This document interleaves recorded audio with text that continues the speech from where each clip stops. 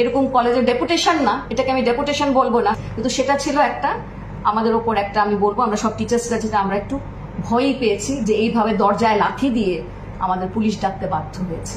দরজা যতক্ষণ লাথি দেয়নি, যখন চিৎকার করছিল তখন আমরা পুলিশ ডাকিনি, কিন্তু যখন দরজার মধ্যে এই ধরনের অ্যাক্টিভিটিস হচ্ছে আমরা ইনসিকিউর ফিল করেছি তখন আমরা ডাকতে বাধ্য হয়েছি।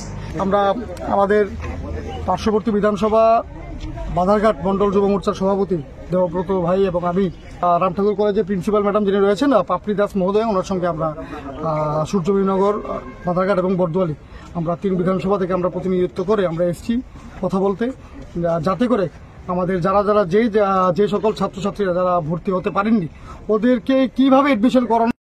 এরকম কলেজের ডেপুটেশন না, এটাকে আমি ডেপুটেশন বলবো না, কিন্তু সেটা ছিল একটা আমাদের ওপর একটা, আমি বলবো আমরা সব টিচার্সরা যেটা আমরা একটু ভয়ই পেয়েছি যে এইভাবে দরজায় লাথি দিয়ে আমাদের পুলিশ ডাকতে বাধ্য হয়েছে।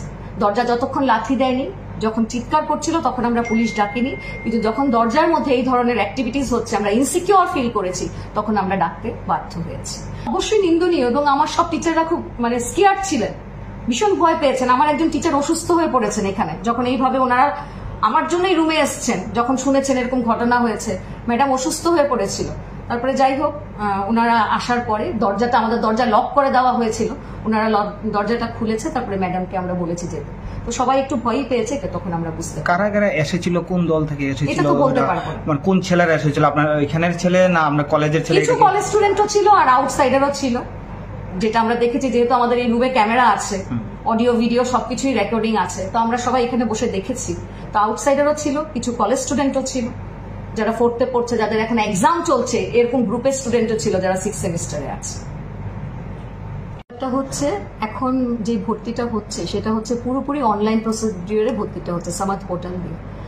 তো পোর্টাল আমাদের এই নিয়ে 3 বার অলরেডি খোলা হয়েছে, যারাই যখন ভর্তি হচ্ছে না বলা হচ্ছে তোমরা অ্যাপ্লাই করো। সেটা আমরা বলছি না, এটা বলছে ডিপার্টমেন্ট অফ হায়ার এডুকেশন। আমরা যেহেতু ডিপার্টমেন্টের আন্ডারে, তো সেই নোটিফিকেশন গুলো আমরা আমাদের ওয়েবসাইটেও দিয়ে দিই যখনই বলা হচ্ছে, এবং আমাদের গেটের সামনে আপনারা দেখবেন 3 ভাষায় দেওয়া আছে। লাস্ট যেটা 16 থেকে 21 যে অ্যাডমিশনটা দেওয়া আছে সেটা বাংলা, ককবরক, ইংরেজি 3টে ভাষায় আমরা দিয়ে রেখেছি অ্যাডমিশন প্রসিডিউরে। এখন ওদের যে ডেপুটেশন সেটা হচ্ছে কি, ওরা কিছু নাম দিয়েছিল, সেগুলো কেন ভর্তি হয়নি এটা কথা, এবং যারা লোকাল এখানে ওরা অনেকেই ভর্তি হতে পারেনি।